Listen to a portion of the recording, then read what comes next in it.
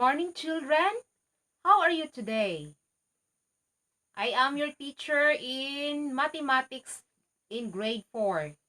I am here to assist you in answering your modules at home. So how are you today?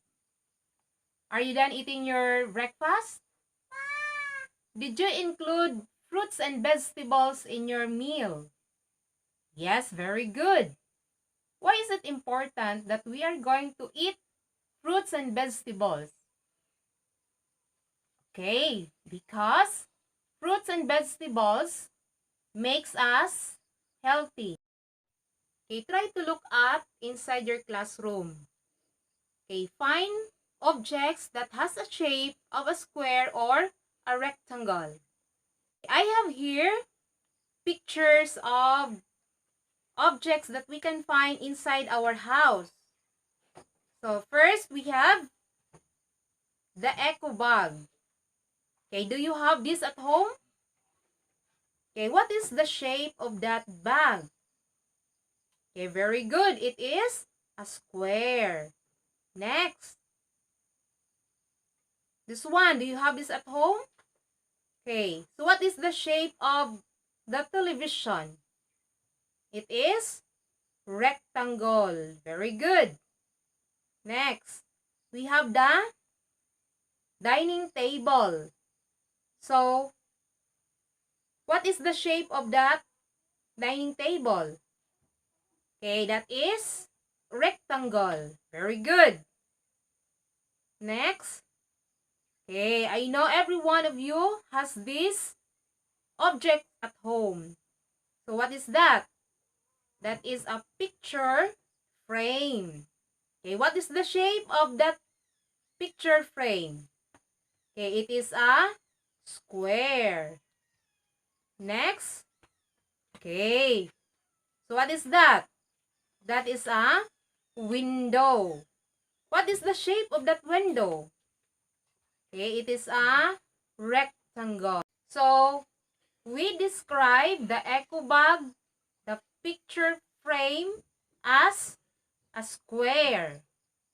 Then, the dining table, the window, and the television, we describe those things as rectangle in shape. So, when we describe objects, what part of speech is that? Is it a noun, a pronoun, a verb, or an adjective? Okay? Brilliant answer. Very good. It is an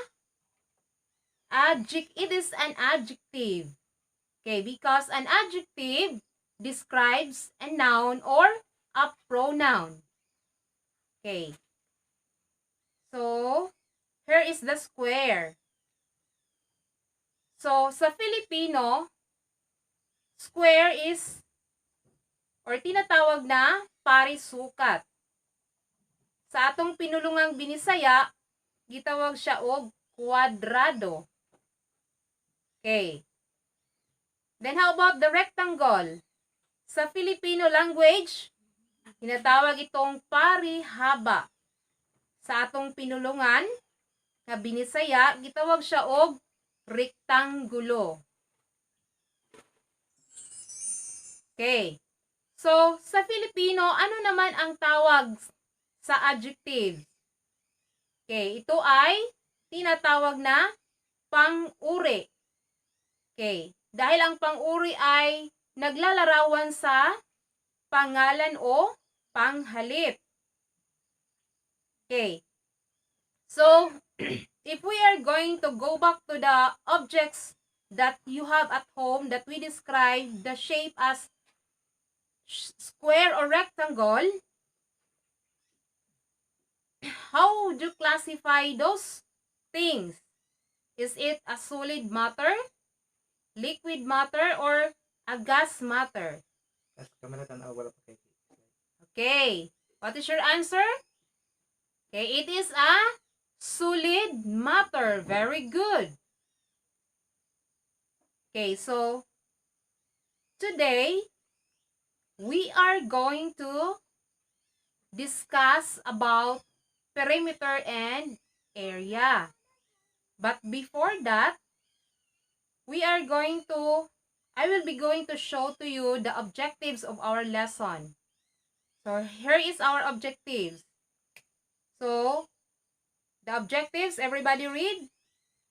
Differentiating perimeter from area. This is our objectives.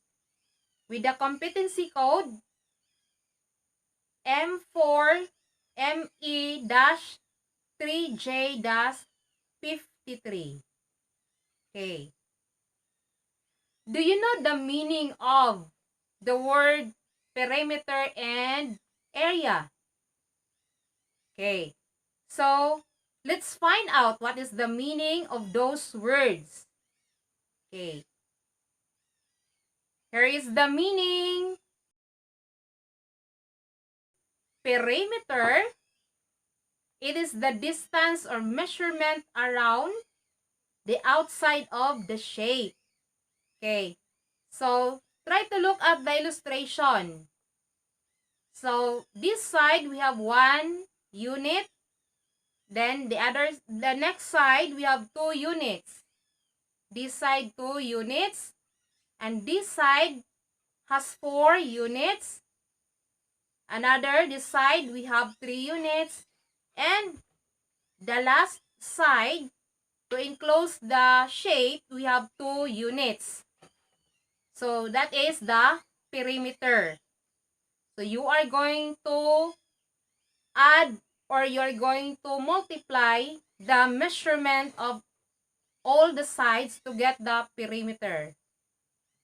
Okay, next, we have the area, the same shape. Okay, so what is the definition of area? Everybody read. So, area is the number of square units inside the shape. So, this is our illustration for area. Okay, if we are going to look at the illustration, you can find the colored square. So, you are going to count the square inside the shape. So, this is, if we are going to start from the top, 1, 2, 3, 4, 5, 6, 7, 8, 9, 10. So, there are 10 square inside that shape. So, I will show to you the perimeter. Okay.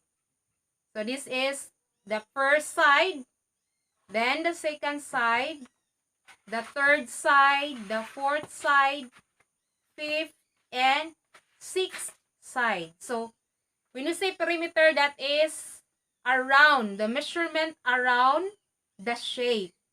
Mura siya og kural. Or muna siya kural. Ang kanang gawas may atong sukod. Okay. How about the area? So again, this is the area. So the square that would fit inside a particular or a certain shape. So we have 1, 2, 3, 4, 5, 6, 7, 8. So how many square fit in that shape? There are 8. Very good. Next. So, we have here the answer for the perimeter. So, the perimeter is 14 units. So, just add the number or the measurement of each side. So, 1 plus 2 plus 2 plus 4 plus 3 plus 2, you will get 14 units. So, ang units na to diha, it could be centimeter, meter, inches, or foot. Pwede sa ito mo gamit og foot. Okay. Then, the area is, there are 10 square inside this shape. So, 10 square units. Okay. What are the formulas in finding perimeter? Okay, so na siya'y formula. So, for square, rectangle, triangle, parallelogram, and trapezoid. So, those are the shapes that we can find or we can solve perimeter and area. But as of this time, we'll just focus on square and rectangle. Okay. How to find the perimeter of a square? Okay. So this square has a measurement of 3 meters each side. Okay, the formula. So 4 times length of each side, or you can also use perimeter is equal to S plus S plus S plus S. S stands for side. Okay, P is equals to 4 times S. 4, diin man na natugikan ang 4. 4 is from the 4 corners. Okay, there are 4 sides. So, we have 4 equal sides ang square. Then, ato na siyang i-multiply sa iyahang measurement nga 3. So, 4 times 3, 3 meters, you will get the perimeter of, okay, what is your answer? Very good, 12 meters. Okay. How about finding the perimeter of a rectangle? Okay, here is the rectangle. Okay, this rectangle has a measurement of 10 centimeters ang iyang length, then 4 centimeters ang iyahang width. So, sa may formula. Here is the formula. P is equal to length plus width plus length plus width. Okay. If you have noticed, there are 2 length. O na siya'y duhapod ka width. Okay. Di ba kani siyang, kaning taas nga side, mao nang iyahang length. So, duha na siya ka-opposite nga length. So, kani nga pikas nga maba nga measurement, mao ni iyahang width. Okay, so, imo na siyang i-add kanang duha ka length o duha ka width. Then, you will get the perimeter of the rectangle. Okay, or you can also use another formula for finding the perimeter of a rectangle. P is equal to 2 open parentheses length plus width, then close parentheses. Okay. Kana siya nga 2 diin managikan. Kanang 2 nagrepresent na siya sa duha ka equal sides. Kaning length equal na siya nga side, equal iyang measurement. Then the width, okay, duha pud ka width equal gihapon ang iyang measurement.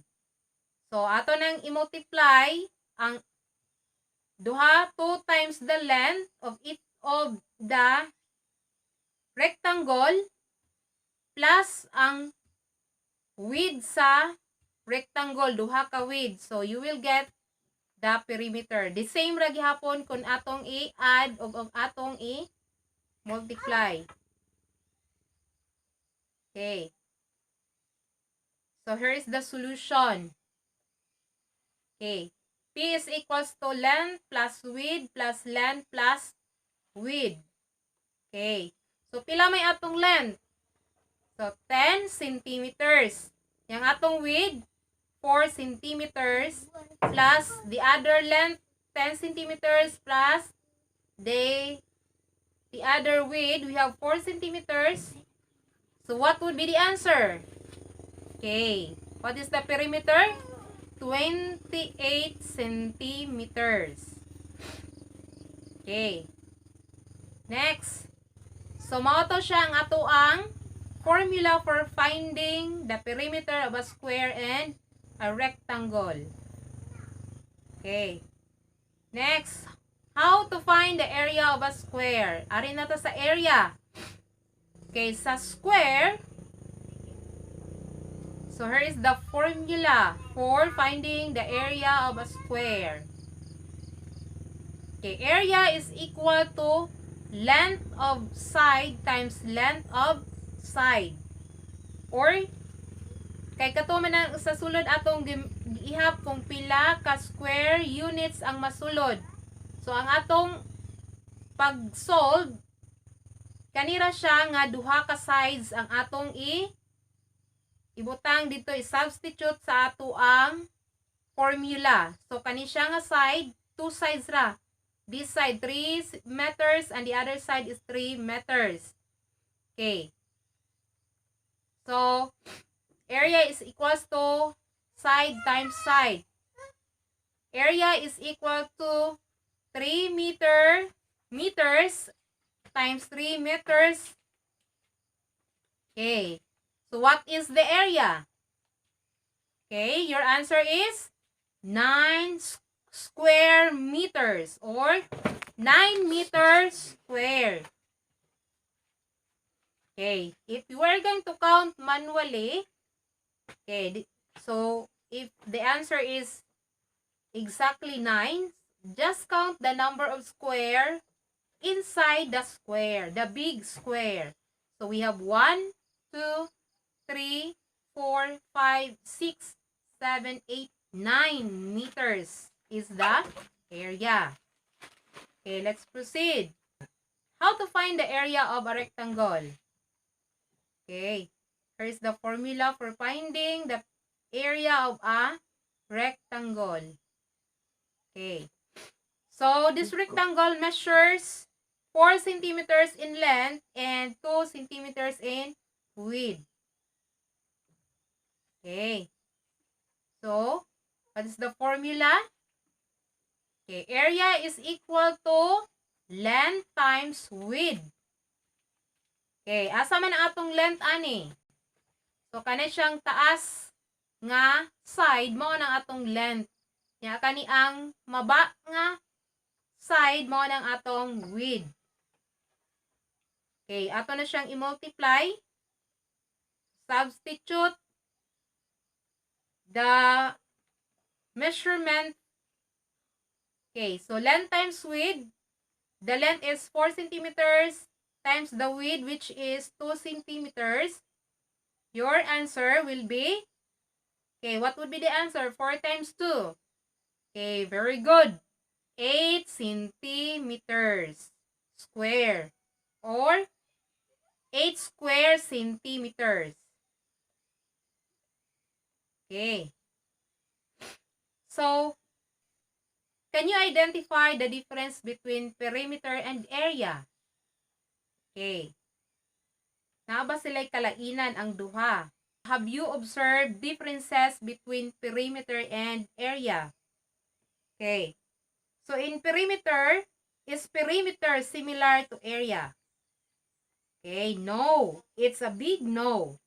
They are two different measurements. Perimeter is the distance or the measurement around the shape. So, katong nasa gawas, matong sukdon, patuyokon ang shape. Ilibuto na to ang shape. O na siya perimeter. While area, sa may kalainan, ang area is ang atong sukdon or ang atong ihapon katong square inside the shape. Okay. So, the formula, the same ba ang ilang formula pag pangita sa perimeter and area? Okay. What is the formula for finding the perimeter of a square? Okay. So, the formula is P is equal to 4 times side. The measurement of the side. So, example, katong ganiha. So, ang measurement sa square is 3 centimeters ang each side. So, ato nang i-substitute ang atoang measurement. So, 4 times the measurement of each side, which is 3. So, the perimeter is 12. Next, we have rectangle. So, what is the perimeter? How to find the perimeter of a rectangle? So, the same ra gihapon, atong i-add to tanan nga measurement sa kada sides. Then, ato siyang butangan og unit of measure. Di na to nakalimtan ang unit of measure. Okay. How about the area of a rectangle? Sao man toy, unsa toy formula? Okay, ang iyang perimeter parehas bag formula sa pagkuha sa area sa rectangle. Okay, ang rectangle pagkuha sa area, the formula is length times width, diba? So ang atong multiply diha ang iharang length of width. Unlike sa perimeter nga ato siyang gi-total ang tanan jud nga sides, ang upat ka sides. Okay, so naa sila'y kalahian or kalainan. So let's try to solve the perimeter and the area of the following shapes. Let's try to find out if you learn how to compute or to solve the area and the perimeter of a square and a rectangle. Okay, let's do the exercises. Okay, exercise number 1. So what shape is that? So that is a square. So find the perimeter first. So perimeter, what is the formula again? That is 4 times the length of its side. Okay. So P is equals to 4 times the measurement of each side. Okay. So, P is equals to 4 times pila may ang measurement sa iyang kada sides? 4 meters. So, what would be the perimeter of that square?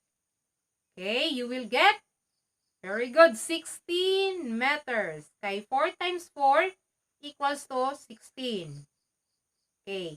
How about the area? O, lahi ang area kaysa perimeter, ha? So, area is equal to length of side times length of side. Or kaning duha ka sides ra ang atong i-multiply, dili ng upat ka sides kay dili na nato makuha ang exact total number of squares inside the big square. So, area is equal to side times side. So, what is the formula for each side? So, 4 meters times 4 meters. Okay, you will get how many square meters, I mean. So, there are 16 square meters. Okay, so kung natong tan-awon, i-compare ang ilang measurement sa perimeter o sa area, the same ang figure or number. Okay, but not all the time nga kana sila magkapariha. Make sure that the formula you use is correct. Dili magkabaylo ang perimeter o ang area. Then tanawa ang ang ato ang unit of measure. Sa perimeter, meter na dyan nakabutang. Dayon diri sa atong area, ang iyang unit of measure kay nanay square. Nga namang na square kay ang atong kana siya mo ni siya nagpasabot nga area na atong gikuha. So manay kalainan sa ilahang unit of measure. Sa perimeter, walay square. Okay, next. Exercise number 2.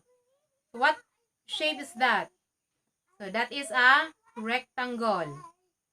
Okay, perimeter first, atong pangitaon or solve ang perimeter. So, unsa man to'y perimeter formula sa pagkuha sa perimeter sa rectangle. Okay, we have length plus width plus length plus width. So again, atong i-measure atong i-total ang measurement sa kada sides anang rectangle. So, substitute the measurement of each side. So, P is equal to 6 centimeters. Then, ang iyang width is 3 centimeters plus another length sa atbang niya 6 centimeters plus 3 centimeters nga another width atbang sa usa nga width. Okay. So, what would be the answer? Okay. Very good. 18 centimeters. Okay, how about the area of this rectangle? Okay. What is the formula for finding the area of the rectangle? So, area is equal to length times width. Okay. So, area is equals to pila maiyang length ani nga rectangle. So, that is 6 times the width, which is 3 centimeters. So, what is your answer? Okay, very good. 18 square centimeters, or kana siya nga symbol cm, dayon ay sa upper right side nga 2. Next, exercise number 3. So, what shape is this? Okay, that is a square. So, find the perimeter. Perimeter is equals to 4 times the length of each side. Okay. P is equals to 4 times, pila may measurement sa iyang kada sides? That is 6 centimeters. So, 4 times 6. So, what would be the perimeter of that square? Okay, what is your answer? Very good. 24 centimeters. Okay, let's move on to finding the area. What is the formula? Area is equal to length of each side times length of each side. So, duha ra ka side ang atong i-measure, atong i-substitute sa atong formula. So, area is equals to side times side. Okay, pila man iyang measurement? 6. So, 6 times 6. Okay, what is the area of this square? Okay, very good. 36 square centimeters. Okay. Let's proceed to exercise number 4. Okay. What shape is that? Okay, that is a rectangle. Okay. How to find the perimeter of that rectangle? The formula is perimeter equal to length plus width plus length plus width. Okay. So, substitute the value or the measurement of each side. So, the length is 5 centimeters plus 2 centimeters plus 5 centimeters plus 2 centimeters. So, what would be the perimeter of that square? Okay, the answer is 14 centimeters. Very good. Okay, proceed to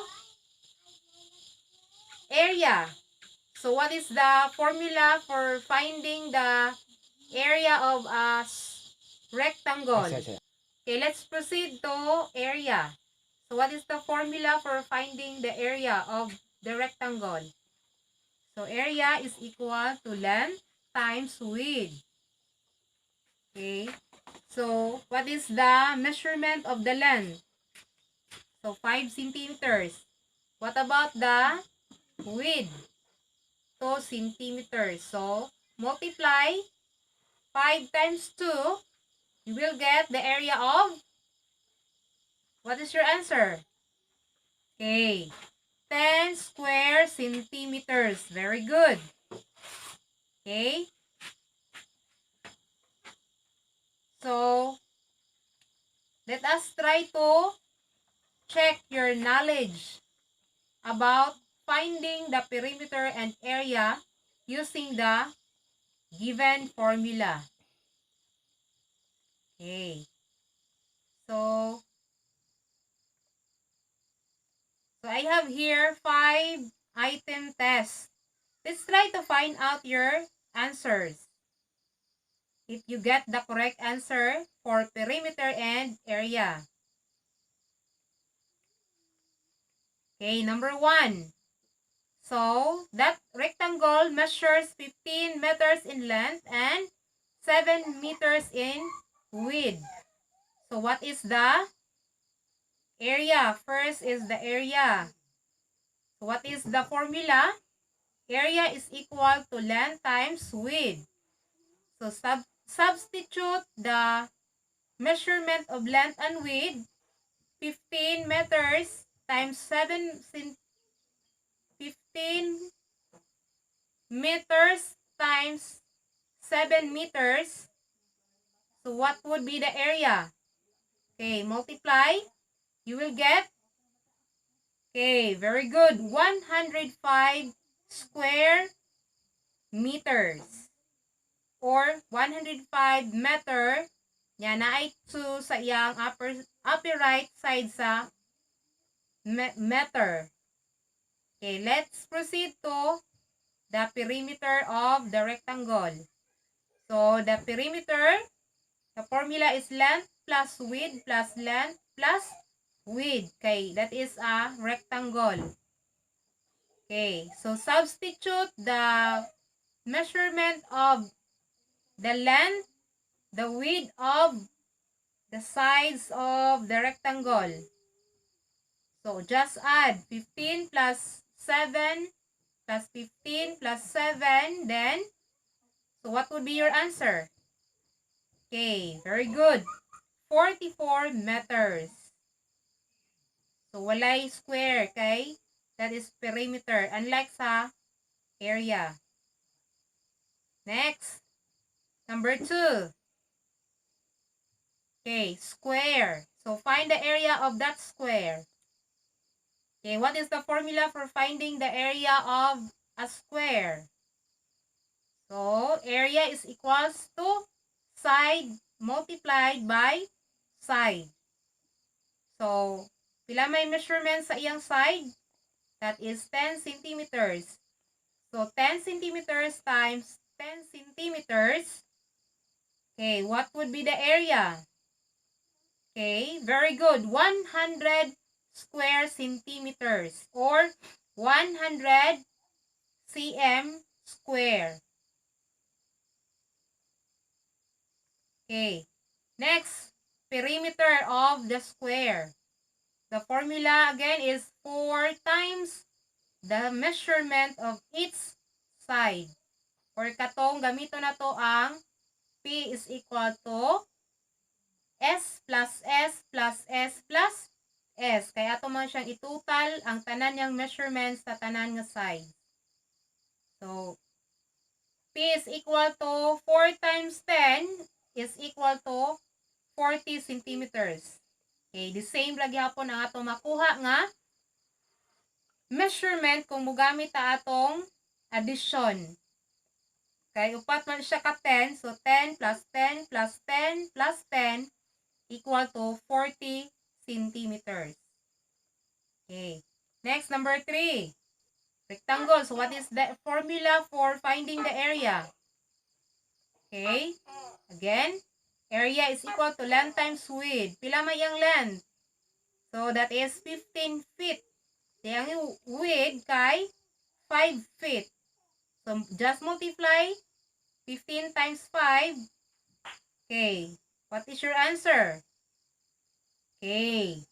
Good job. 15 times 5, 75 square feet or 75 square feet. Maog ihang abbreviation. Next. Ang iyahan na pod nga perimeter. Saan to ang pagkuha sa perimeter sa rectangle? I-add na to ang iyahang tanan nga side. So, P is equal to length plus width plus length plus width. So, substitute. The length is 15 feet plus the width 5 feet plus the other length, the opposite length, 15 feet plus the other width, which is 5 feet. So add, you will get, okay, the answer is 40 feet. Walay square, kay perimeter man na siya. Okay, very good. Next.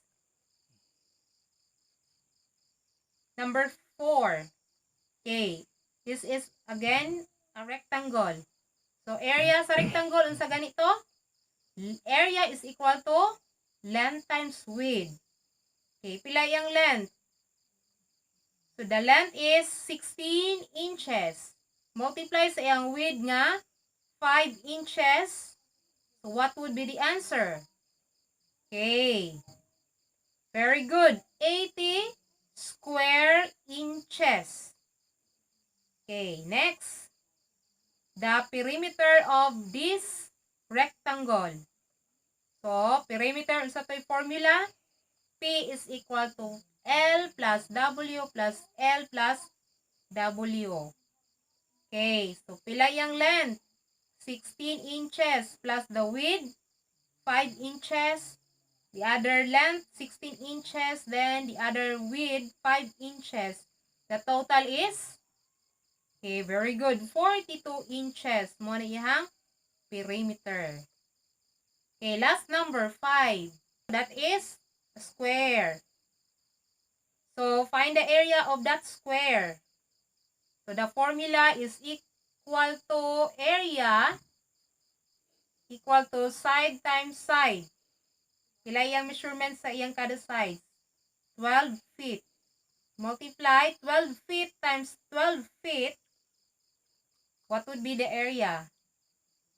Okay, very good. 144 square feet. Or 144, the abbreviation for feet, FT, dahil na ay 2 sa upper right side sa iyahang unit. Okay, next. The perimeter of the square. Kung sa ito'y formula sa perimeter. Perimeter is equal to 4 times the measurement of each side. Or you can use the addition. Katong P is equals to S times S. S plus S plus S plus S. I-add tong upat ka sides. So, 4 times 12, what would be the perimeter of this square? Okay? Very good. 48 feet. Okay. Okay, good job. You are, so you get the correct answer. Okay. Find the perimeter and area of your dining table or any table at home. Okay. So you can use roller, meter stick, or pull-push rule. Using, atong gamiton nga unit of measure is inches ang atong gamiton pag measure. Okay, so we will be checking your assignment next meeting. I hope you understood, you learn and enjoy our discussion this morning. So, to continue to be a good boy or a good girl. God bless and thank you for listening and watching my presentations. Bye-bye.